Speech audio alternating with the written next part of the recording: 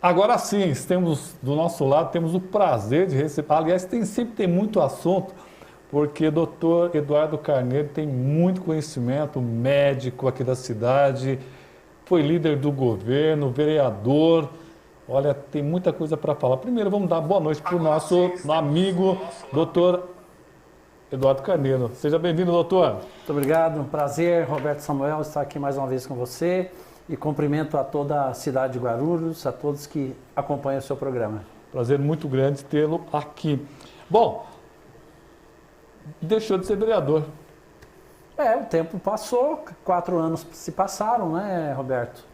Fizemos a nossa parte, fizemos o nosso trabalho. Foi um grande prazer ser, mais uma vez, um vereador na cidade. Não conseguimos a nossa reeleição, apesar de uma votação relativamente expressiva, de 3.080 votos. Feliz pelo trabalho realizado. Claro, vamos acompanhar agora, parece que amanhã começa o trabalho na Câmara Municipal, né, se não me engano. Torcer aí para aqueles que foram eleitos, né, os vereadores eleitos, a nova composição da Câmara, que possa fazer um bom trabalho. Vários nomes novos, né, com perfis dos mais variados, a gente espera que possam fazer um ótimo trabalho. É um momento difícil para a cidade, para o país, para o mundo em geral. E, claro, a gente não vive sem política. É através da política que você faz a melhoria de uma cidade, de um país. E a gente está aqui torcendo para que possa correr tudo bem lá no Legislativo. E, claro, eu, como sempre um apoiador do governo Guti, estarei torcendo também pelo atual governo, pelo Guti, pelos seus secretários, para que possam fazer um grande trabalho aí nos próximos 4 anos, mesmo sabendo que esse primeiro ano vai ser um ano extremamente difícil. Bom, já que falamos aí sobre renovação, temos aí um novo presidente da Câmara, que não é tão novo assim, porque ele já foi presidente da Câmara lá nos anos 80. Miguel Martello, o que você acha aí desse empresário, sempre muito ligado à política, presidente da Câmara? Bom, um perfil de uma pessoa extremamente arrojada, né, do ponto de vista empresarial, um empresário extremamente bem sucedido na sua vida empresarial. A gente espera, né, um cara que tem uma total independência, a gente espera que ele possa fazer um trabalho político que a cidade precisa, né? Ele tem seu estilo, né? Mas na casa política a gente sempre fala que ninguém faz nada sozinho, né? O legislativo, você tem que conversar com todos os vereadores. Eu tenho visto ele com algumas iniciativas interessantes. Acho que ele tem todo o perfil de fazer um bom trabalho, sim, Roberto. A gente torce para que ele faça realmente, que ele consiga fazer junto com os outros vereadores um bom trabalho. Ele tem todo esse potencial para fazer um bom trabalho. Ele tem uma independência política, ele tem uma experiência empresarial. Eu sou muito defensor de pessoas que têm uma vivência no lado privado, que traga a sua experiência no mundo privado para o poder público. Porque, queira ou não queira, o poder público ainda existe alguns vícios, né? A iniciativa privada ela precisa se movimentar mais. Eu acho que o Miguel Martello, o atual presidente da Câmara, ele tem uma grande chance de fazer um grande trabalho lá na Câmara Municipal. O senhor foi líder do governo durante esse mandato aí. Nós temos um novo líder, o senhor Gilvan Passos, que é um cara muito bacana, tranquilo, pastor. E ele vai acabar tendo que se embater com o presidente Martello, que é um outro estilo, que é mais pegador, que é tratorzão mesmo. Ele pega uma opinião e ninguém remove essa opinião dele. Como é que o senhor avalia essa questão aí? Não, primeiro que na casa política, ninguém tem uma ideia soberana, né? Ela tem que ser... A casa é uma casa democrática, né? E sempre vence a maioria. As decisões feita na maioria da casa. É assim que funciona o processo democrático, né? Não é uma ditadura, né? Lá você é um voto, cada vereador tem um voto. Uhum. E sempre as decisões feito pela maioria. O Gilvan Passos, eu convivi com ele enquanto líder de governo, ele secretário no governo Guti, é uma pessoa de fino trato, uma pessoa bem articulada, ele é bem político, né? Ele é um cara do bem, né? Extremamente educado. Eu acho que ele tem toda a chance aí de fazer um bom trabalho também na Câmara. Claro que muitas vezes, na política, nos embates, às vezes você precisa de uma postura um pouquinho mais firme. Mas eu acredito que o Gilvan tem toda a capacidade para fazer isso. Ele já vem para o 3º mandato, né? Já tem uma experiência do Executivo, sendo secretário, e tem experiência lá atrás sendo um opositor ao governo Almeida na época. Acho que ele tem grande chance de... Ele se dá bem com seus colegas. Acho que tem uma grande chance de fazer um grande trabalho também como líder. Mesmo sabendo que em determinados momentos na Câmara, sobretudo nos projetos dito impopulares, porque você não vota só coisa que é popular, que todo mundo aceita. Muitas vezes um governo ele manda para a Câmara situações que você tem que tomar algumas decisões e muitas vezes elas são impopulares. E aí é muito difícil, o embate é muito forte. Mas eu acredito no potencial do Gilvan, eu acredito que ele tem plena condições de também exercer um bom papel enquanto líder de governo na Câmara. Você acha que dá para... Você já imaginou Miguel Martello numa discussão forte com o Gilvan Passos? Bom, você aí eu acho que vamos deixar para o tempo mostrar para nós como é que vai ser, né? Realmente... O perfil do atual presidente, é de uma pessoa extremamente firme nas suas colocações, ele tem um comportamento bem positivo, e o Gilvan ele é mais polido, ele é mais político. Na Casa Legislativa existem esses perfis diferentes. Eu acho que o grande exemplo de democracia é no Legislativo, né, Roberto? Você que já acompanha o Legislativo já há muito tempo, em que vários tipos de comportamento, várias cabeças, várias formações se debatem. Eu espero que sim, né? Espero que o lado mais tranquilo do Gilvan e o lado mais impositivo do Martello, eu acho que dá para fazer uma mescla aí e, obviamente, ajudar ao governo, né? Ao Executivo, porque é assim que se funciona. O Poder Legislativo ele tem a função de fiscalizar, sem sombra de dúvida. Isso é a função mais nobre do Legislativo, de fiscalizar as ações do Executivo e as ações do Legislativo também. Mas, dentro do sistema presidencialista, da forma que é montada a política, se não houver uma composição da base do governo, da presidência, para os ditos projetos que são importantes para a cidade, obviamente aí a coisa começa a ficar um pouco complicada. Vai ter que ter uma sinergia, sim. Eu acredito que o Gilvan ele tem um perfil bem conciliador, mas em determinados momentos eu acho que ele vai ter que ser um pouquinho mais firme para que possa se contrapor aí com o lado mais impositivo, mais firme do presidente. Bom, o senhor é primeiro suplente do Cidadania. Sim, sou o primeiro suplente. E o senhor, primeiro o senhor entrou na justiça com relação a algumas pessoas ligadas ao secretário americano e também ao Tiziano. Por que essa decisão de entrar na justiça contestando, digamos assim, um abuso do poder político nessa situação? Olha, Roberto Samuel, na realidade, o que aconteceu? O ano passado, enquanto eu presidente da Comissão de Higiene e Saúde, houve uma denúncia na comissão, né, com uma gravação, dizendo-se de alguns fatos que até, em tese, fatos ilegais exercidos durante o período eleitoral, e foi levado isso para a Comissão de Saúde. Eu, como presidente da comissão, não tive outra alternativa sobre um ponto até de prevaricar se caso eu não fizesse e não tomasse uma atitude. Então não foi uma decisão pessoal? Não tem nada de pessoal. Eu acho que o O que eu fiz foi avaliar aquilo junto com a Comissão de Higiene e Saúde na época. Teve 2 vereadores, inclusive, que participaram desta reunião. Eu apresentei os fatos e dentro dos fatos apresentados nós vimos que realmente, em tese, havia realmente atos ilegais praticados durante a eleição.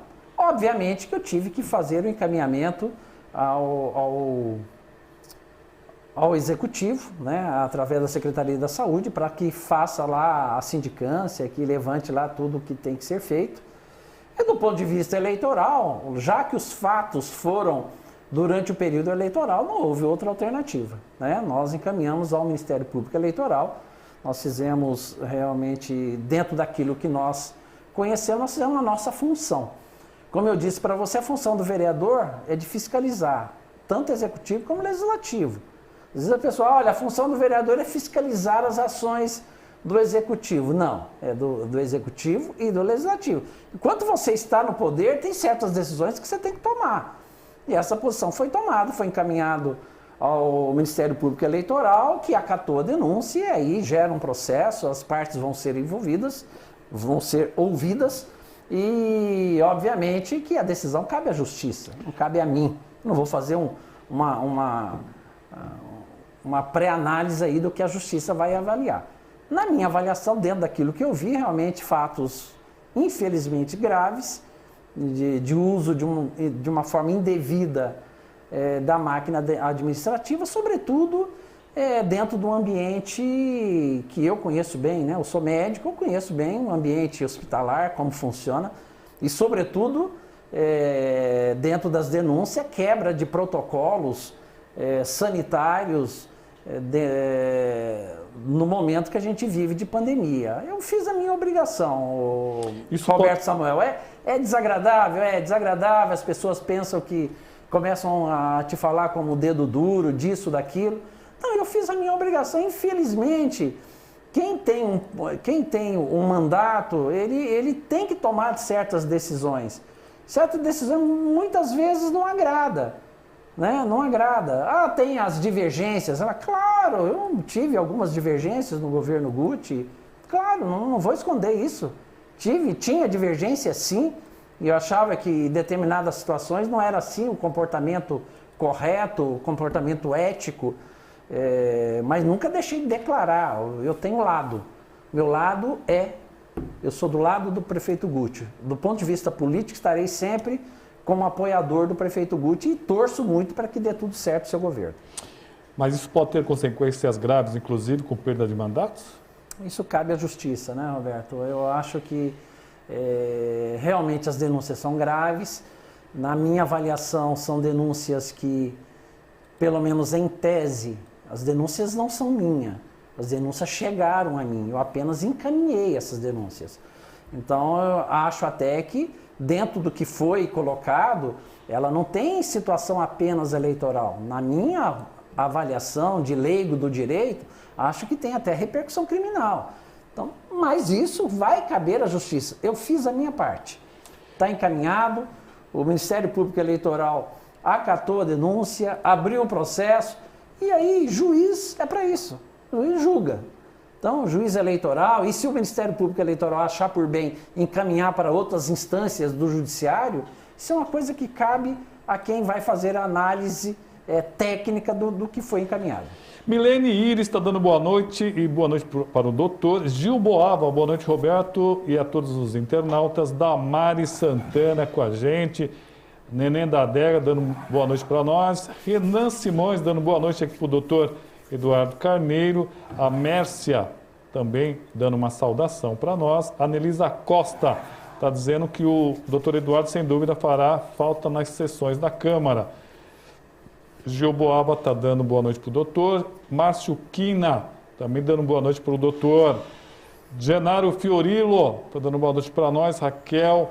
Marcelo Colonato, boa noite, meu amigo Roberto. E boa noite ao doutor Eduardo Carneiro. Renato Lacerda Mâncio, doutor Eduardo Carneiro, vereador que tenho profunda admiração. O conheço pessoalmente e sei de seu caráter. Gil Boaba,